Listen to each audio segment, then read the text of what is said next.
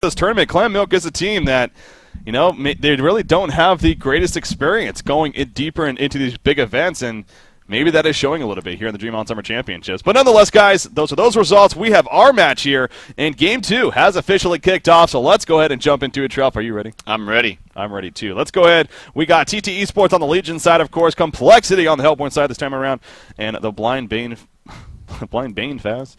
I do like me some Bane. Bane is actually pretty cool. Villain, I think. It's great for the movie. I'm rambling on now. The blind band phase, we had Dark Liddy and Mage Bane taken care of from TteS Esports, and Tundra and Jeremiah on Complexity. So really, nothing too shocking here in the blind band phase. Well, Dark Liddy and Mage Bane both blind band. I think that's kind of interesting. They just don't want to deal with those hard carries. Now, Silhouette's still in the pool as well. It's another very one of those very standard hard carries that Complexity likes to run as well. And it doesn't really matter, like I've said before, it doesn't really matter which one they choose. It just matters, can they go with the formula? Can they do what they do? Is jungle plus strong support in the short lane with the carry, making sure that they defend their pull, and then having a strong suicide. I mean, they did it. They seem to do it every single game, and it works out for them. Yeah. But Pebbles is locked, and we've seen what Slicks can do with Pebbles. Oh, yes, we have, and for a long time, for that matter. I mean, Slicks is known for a lot of heroes, frankly, but Pebbles is really a hero that stands out as kind of just fits him so well, fits his playstyle very well. And again, he's just known as such an aggressive player, and Pebbles, what better hero than a hero like Pebbles? So, yeah, we'll see if TteS Esports kind of going to go kind of old school almost in that sense, you can safely say, with the Pebbles pickup, with that first lock there, but you got the more access Bubbles taken care of by Complexity, and then Valkyrie once again on top of Andromeda here from TteS Esports. So yet again, locking that Valkyrie, just love that here. I mean, you are right, Valkyrie definitely, that change to her arrow, it was actually a pretty significant nerf, it seems like. I mean, we have been noticing that more and more as we've been seeing her since that change, now a month and a half ago or so. But yeah. Pharaoh, the final lock, by the way, from Complexity over there. I really thought Bika was going to lock Fade there, and I'll tell you why, because Slicks is pretty much, I know his actual mentality when he loses a game, when he's down a game. It literally is, all right, screw this, just give me Pebbles. Just give me Pebbles. That's really what he says. I'll make this work, guys. Yeah, he says, just give me Pebbles, we'll win. And he plays he really does play a fantastic Pebbles. It's very strong. But he will most likely pick Pebbles out of I would say 99% sure he's going to pick Pebbles. And I feel like if Bika locked Fade right there, something tells me that Slicks is actually going to ban him in this regular banning phase. So if they did want to use Fade again, it seems like Complexity and Bika specifically uses her very well, that they maybe should have locked Fade right there instead of Pharaoh. But Pharaoh's also strong. I just think Fade right now in this metagame seems to be working out really well. Yeah. Well, Tempest is going to be the first ban coming out here from TteS Esports, followed by Fade, actually, sure enough, by Complexity. So ain't going to see her this game, this time around. But as you mentioned, B-Kid MVP status that last game on that Fade. Definitely very significant reason why they were able to win those few team fights that happened in that game, despite it being 50 minutes long. But they obviously that's the kind of game that it just simply was. Nymphora and Silhouette, the follow-ups, and now waiting on the final two before we go, of course, go into the regular picking phase between these two teams. So, man, oh man, I mean, again, this is the winner's bracket semifinals here. So the winner moving on to the winner's finals. The loser still in it, though. They'll just drop down to the loser's bracket. And as we talked about those results earlier, right now, I believe I mentioned, what did I say? Was it It's Gosu up or Team TDM? Honestly, I don't even remember. I can't even check now. But anyways, they will be playing the winner of that series. I can go look at that right now.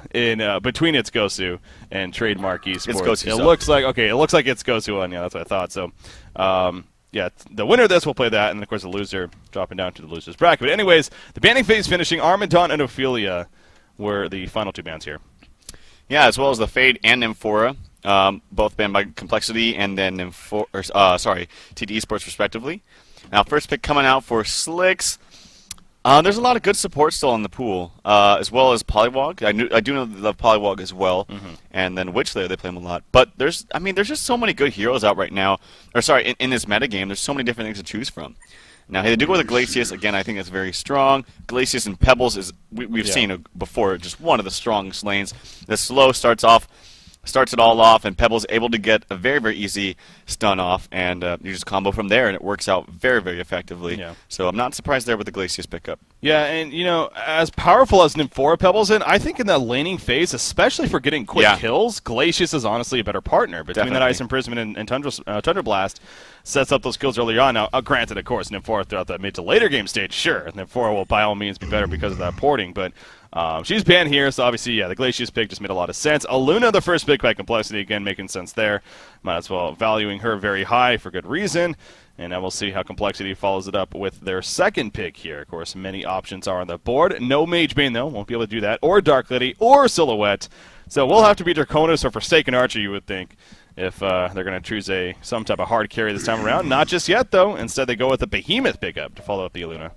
Yeah, they're switching up their style a bit. They could still do a pseudo tri-lane, obviously. We're basically going to be kind of full-out tri-lane with Aluna Behemoth +1. And then if they get that Suicide Bubbles, which I think they will since they do have the second pick. I suspect TteS Esports to pass on Pebbles. I really don't. So with that information, if Complexity is using that as good information, they can safely assume that they're going to pick up Bubbles +1. Mm-hmm. Now, the thing is they might actually, I don't know, it's kind of awkward now with Aluna Behemoth because it makes me almost wonder if Aluna's going to go mid. It really depends. It'll all show here depending on what Complexity's next pick is here. Yeah. I could actually easily see Soul Stealer as well, but we'll see.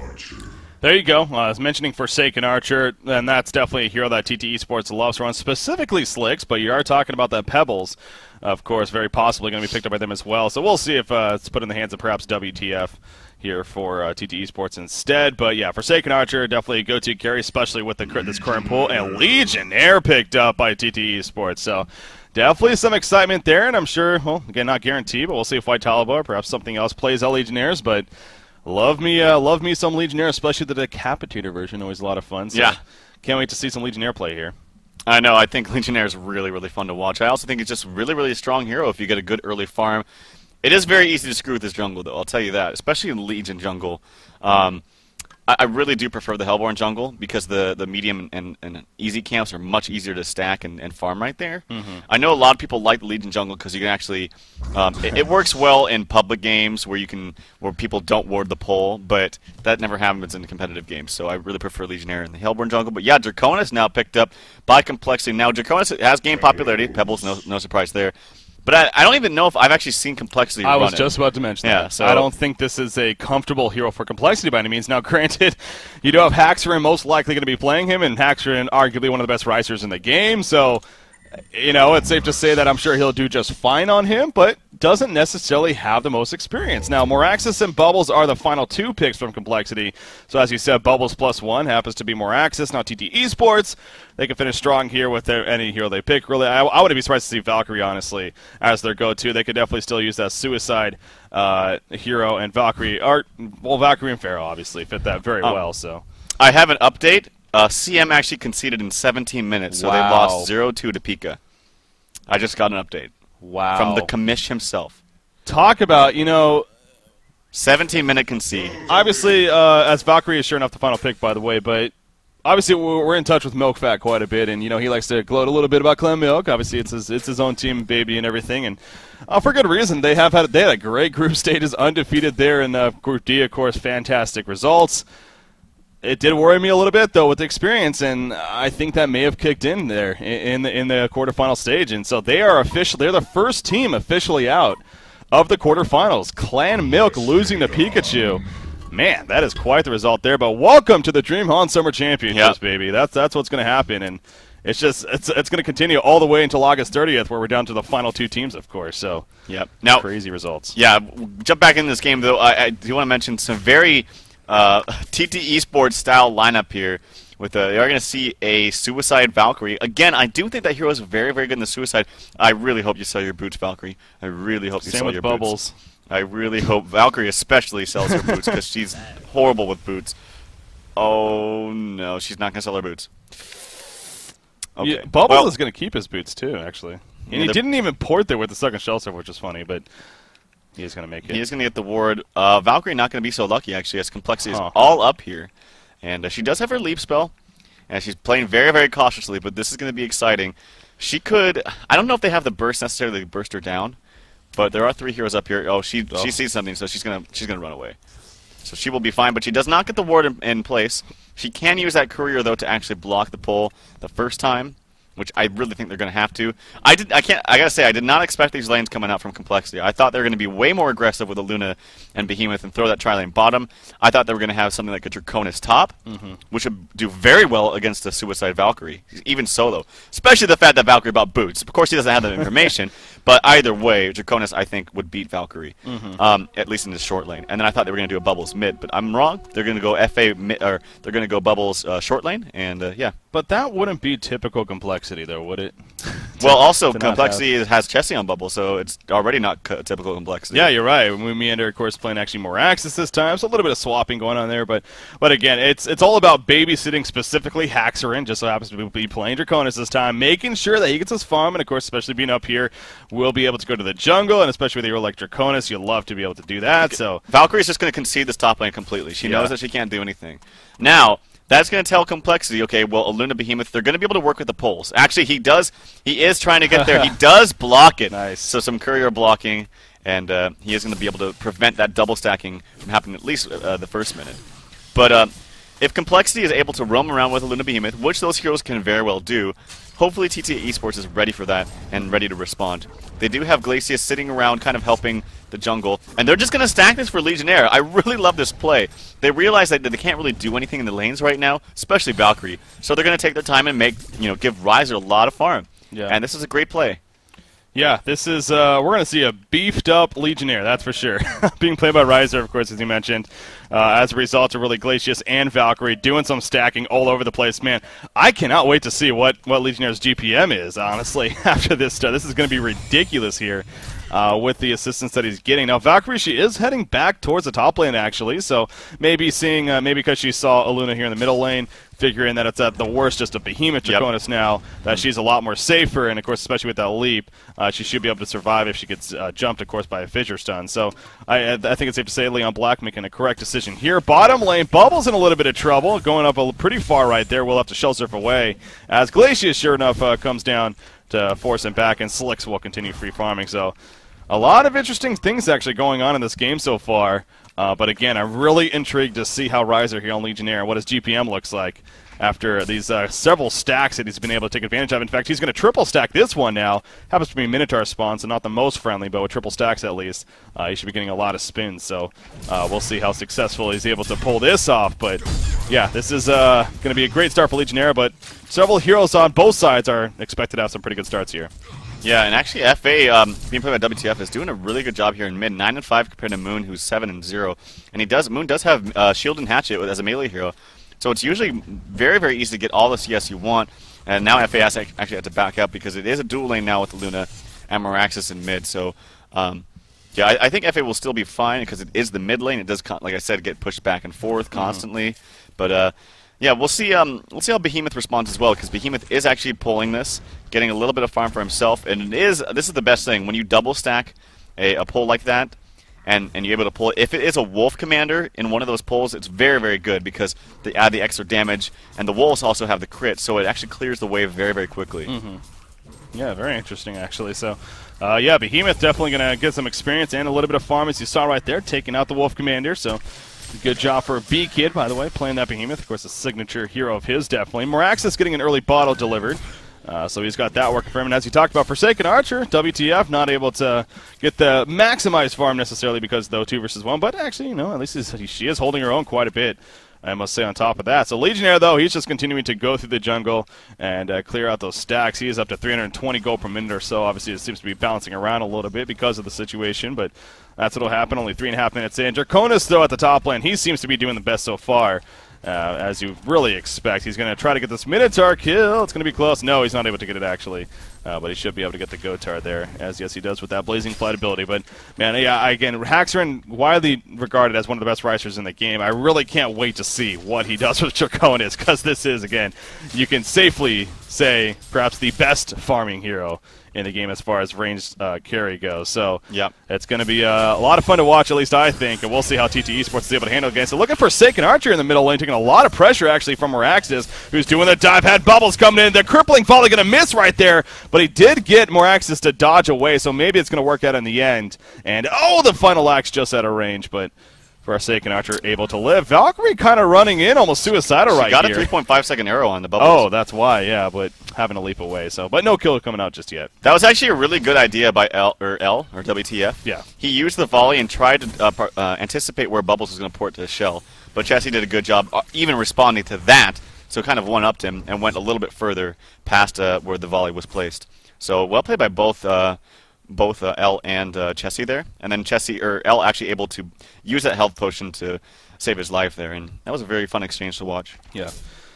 Speaking back at the jungle, Rides are actually doing another stack right here, and the biggest thing I think though sorry to cut you off. The biggest thing though I think is Pebbles is getting free farm, and that's very, very good for TT Sports. Yeah, Slick's actually that's a good thing to bring up here. 1,200 gold saved up.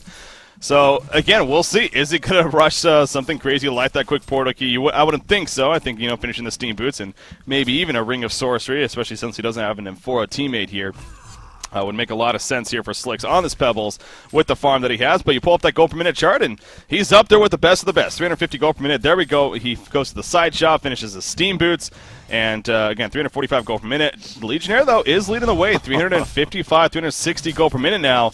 DreamHoN is about 340 currently. Again, we're still only 5.5 really coming up to the 6-minute mark here. Still very early on, but a lot of farming going on all across the board from both of these sides. Not a whole lot of movement, and it's kind of feeling a little bit like the last game, you could say, because of that. Yeah, and Valkyrie's doing some roaming around as well, maybe trying to get a good arrow off. She doesn't even have Call the Valkyrie, as I totally agree with that. But Behemoth trying to roam here in the mid. L probably suspected something. They're not able to get a kill. They really need both Aluna and Behemoth to set something up for the mid. Now, Moonmander is level 6, so he does have that ultimate ready to go. He does need a little bit of mana, though. The ultimate does cost 100 mana, so he won't have enough for both of the ultimate. Well, he'll have actually enough for the ultimate and the stun, but nothing else after that. So, but yeah, I think honestly this is, well, obviously it's favoring TT Esports because they're actually doing really, really well in experience right now. Oh my god, yeah. And winning 1,500 gold. They have a 1,500 gold lead, and actually Hell of the Black Legion already finished there on Riser. Legionnaire, that's ridiculous. Yeah, he's getting an immense amount of farm here. And that's really one of the great things to do with Legionnaire. When you know a game's going to be passive like that, your supports can really, really boost your farm by stacking the jungle for you where you cannot. Yeah, you obviously can't be in two places more than once. And, both Glacius and even Leon Black playing that Valkyrie able to help him out. God, it must feel so good to be Riser right now playing this Legionnaire because, yeah, I was focused so much on the gold farm, but you're right. I mean, you pull up the experience per minute chart, he is just dominating in that. He's already level 8 now in the middle lane. Forsaken Archer in a lot of trouble. You still have the Matrix activated. Buy more access right there. Port's coming in, but Bloodlust kill happening way too quickly right there. And whoever that was porting, not even sure, maybe it was Glacius, but not able to even continue with the port, and the kill happened. So, well executed there by our Hellborn side and in complexity. Again, a good job, especially from Morax's, as well as assistance coming out from, I believe, that was everybody but Haxerin. Oh, that's right, yeah. And I actually really think that was, yeah, obviously the Bloodlust is great, but Valkyrie able to get a little bit of farm at the top. In the meantime, though, even the experience lead just grows even more for TT Esports, now over 3K. Yeah. They did get the gold lead there minimized with that Bloodlust, but I think things are still looking good for TT Esports, but I don't know. It depends on how comfortable Haxerin is carrying this as a dragon. Again, I've never seen him play this before.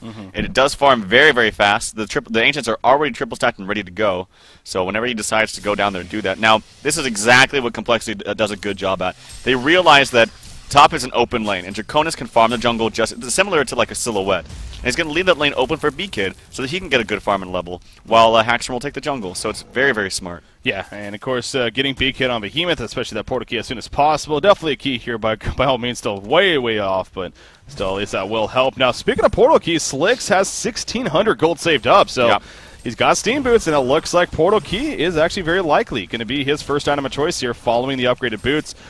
Going back to Legionnaire, though, by the way, he hit level 9 now. I got to think he's actually getting close to level 10 here.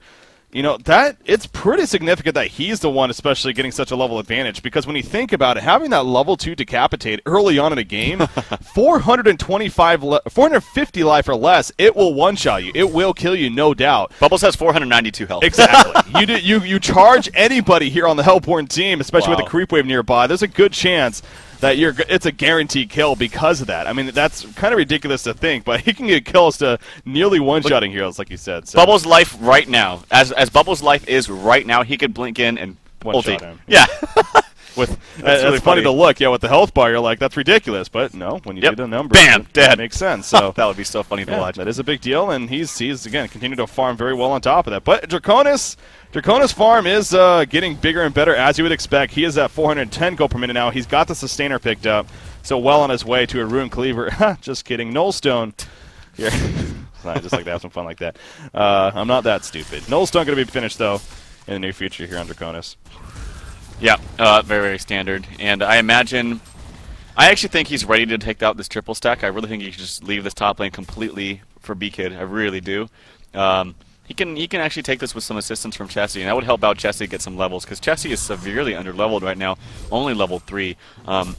And actually, by the time Pebbles is actually even showing his portal key. I don't know if I really agree with that, but nonetheless, it's going to make Chessie, really, really scared. If he sees an opening, he will completely get demolished. I mean, only 460 460 health right now. So, yeah, not a lot. He has a Mystic Vestments, but yeah.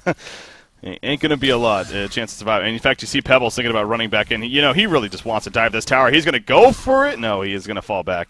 He really wants to kill this bubble so badly. As he said, right as he purchased the portal key, he actually ran up to the creep wave and started farming it. So he showed it right away. Didn't really give it a chance to maybe try to bait with it. But, I mean, again, a 10-minute portal key steam boots here on Pebbles. That is freaking scary. Yeah. He himself is level 9, so we're so focused on Legionnaire, but Pebbles obviously doing well in levels as well. Now, Forsaken Archer, I mean, how is Forsaken Archer doing? I'll take a closer look at that. 155 gold per minute. So it's safe to say, not doing that great here. She's level 7 on top of that. So as great and Pebbles and Legionnaire are, their hard carry right now is struggling quite a bit here. Yeah, I mean, they did dual lane her mid.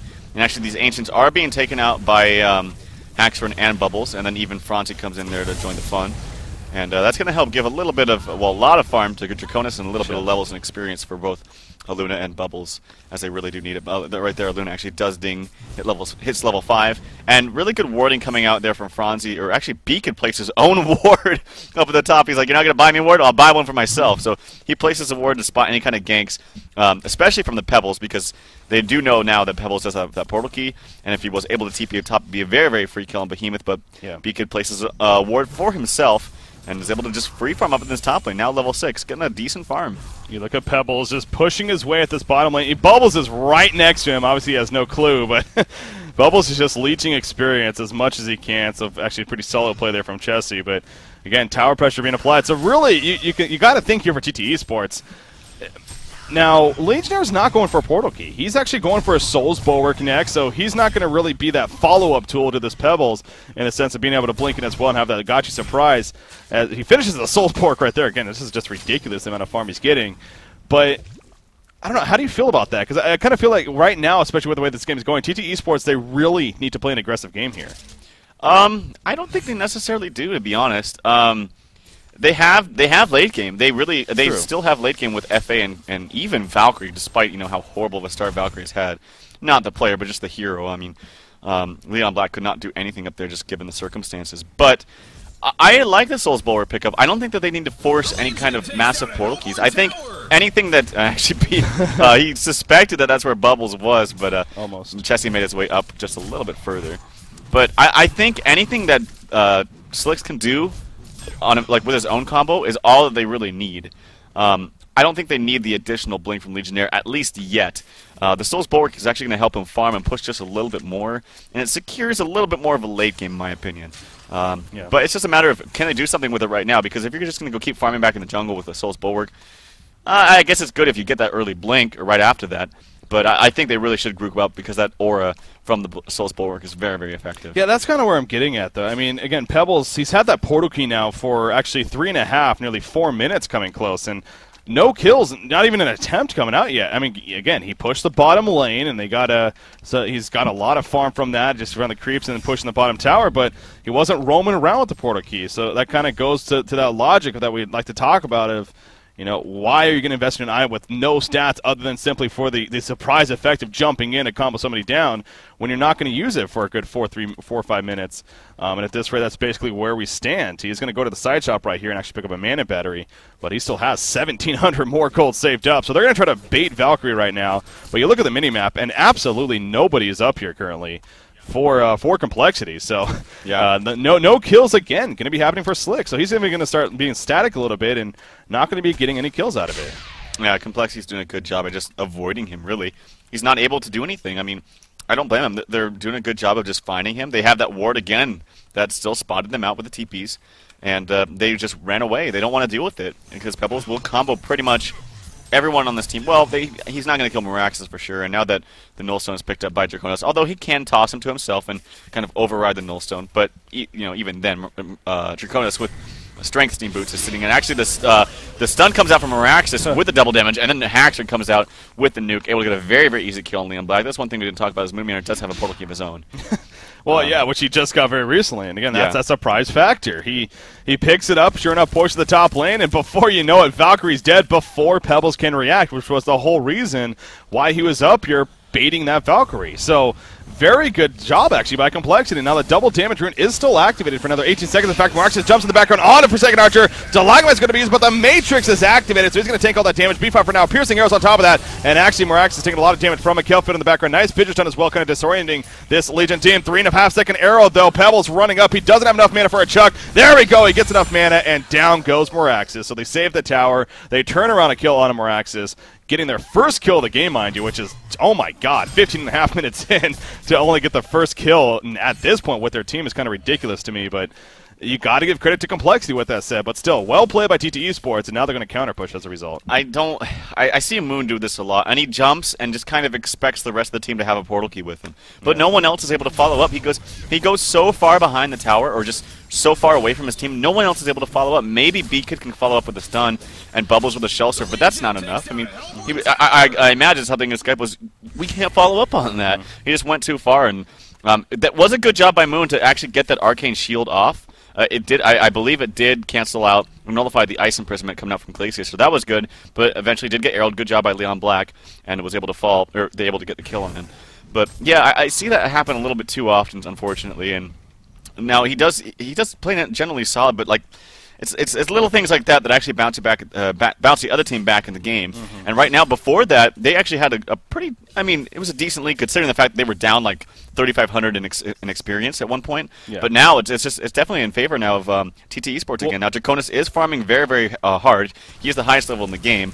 But look at B-Kid, he's already got his portal key. That is just amazing. Wow, yeah. Just the fact to be able to, he's really basically roaming around the very beginning doing nothing. But he was able to free up farms. Really good, strategy there by both Haxor and B-Kid. Haxor farming the jungle, like I said, and opening up the lane for B-Kid. You're right. God, yeah, that's a huge 17-minute portal key on Behemoth, who's been playing babysit this game for most of it. But that goes to show you, how Complexity knows how to control the map in that sense. They know, where to go, where to free up farm for certain heroes that need it. And obviously, as you put it, the Draconis went to the jungle. Behemoth went up here to free farm the top lane, and it obviously paid off. So yeah, that's huge that they have the portal key. But something else I wanted to bring up, kind of as we were talking about there, of allowing TteS Sports almost to come back into the game. After that fight, I mean, look at the gold per minute of WTF now on Forsaken Archer. Again, it's nothing superb by any means, but he's at 245 gold per minute now. He's got a Mighty Blade on top of Steam Boots, so I would think that, of course, is going to be in the works of a Shrunken Head here, and you're allowing Forsaken Archer to kind of buy time to get back into the game. And as you said, this is a team, I mean, they have a lot of late game potential between Forsaken Archer and even Valkyrie, who's going to start recovering, or that you would like to think at least so far. Not so much yet, but so this is actually pretty scary here for Complexity with the way this game is going right now. Look at Draconis, though. Draconis is farming like a freaking machine, as you would expect. 490 gold per minute. Yeah. He does have the Nullstone. He's on his way to a Shrunken Head again, you would expect. So now, the thing to think about, though, is Legionnaire doesn't give a shit if you have a Nullstone. Yeah. Well, kind of. But he definitely doesn't give a shit if you have a Shrunken Head. Yeah. Doesn't care one bit. All his damage is, his taunt goes through you no matter what. Despite the Nullstone or the Shrunken Head, the taunt will, or sorry, the charge will get canceled by the Nullstone. That's the only annoying thing. But other than that, the Whirling Blades, it's all physical, so he doesn't care. He doesn't care what items you have. Now, granted, Draconis is going to be doing so much AoE magic damage that's going to be hard for the team to kind of sustain in a team fight for longer than 10 seconds or so. But yeah, Draconis is in a very, very good spot right now. Lots of stacking going on. Even the Ancient is getting triple stacked yet again, and Draconis ready to farm them. So he's going to be up to about 515 gold per minute, I'm going to say. Yeah. And in the meantime, too, when they're doing that, Aluna's staying here gaining some levels, and that's very important for her. Yeah, and you see, obviously, you got some power throw assistance, but again, it's just ridiculous how fast that happens. He didn't even use his Dragon Flame there, actually, a little bit interesting.